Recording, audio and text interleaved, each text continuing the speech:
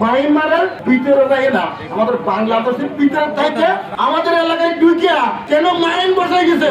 স্বরাষ্ট্র উপদেষ্টাকে একটা কথা বলতে চাই, আমরা তো কোনো সমস্যা নাই, খালিদের একটা পা গেছে, এর একটা ছোট বাচ্চা আছে, এই ছোট বাচ্চার দিকে চাইয়া আপনি খালিদের উন্নত চিকিৎসা ব্যবস্থা করলে আমরা এলাকাবাসী বেশি খুশি হব।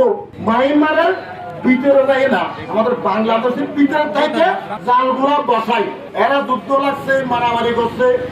আমাদের এলাকায় ঢুকিয়া এদের কত বড় সাহস, আমাদের এলাকায় ঢুকিয়া কেন মাইন বসাই গেছে, এরা এত সাহস পায় কোথায়? আর কারামির গালে গালে জুতা মারো তালে তালে। ব্যক্তি স্বার্থে দেশ বিরোধী কর্মকাণ্ডে লিপ্ত হয়ে আরবি এবং বহিরাগত সন্ত্রাসী গোষ্ঠীকে চোরাচালানের মাধ্যমে সহযোগিতা করেছে, তাদেরকে চিহ্নিত করে দৃষ্টান্তমূলক শাস্তির আওতায় আনতে হবে। সীমান্ত নিরাপত্তা রক্ষায় কোন ধরনের আপোষ করা চলবে না। জেলেদের নিরাপত্তা, জীবিকা নিশ্চিত করুন।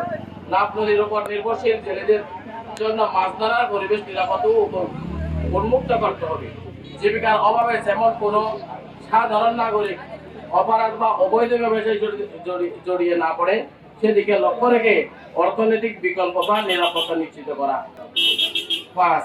সীমান্ত সুরক্ষা ও সার্বভৌমত্ব রক্ষা। দেশের সার্বভৌমত্ব অক্ষুণ্ণ রাখতে সরাসরি বাংলাদেশ সেনাবাহিনীর তত্ত্বাবধানে সীমান্ত সুরক্ষা জোরদার করার বিষয়টি সক্রিয় বিবেচনা করা হোক।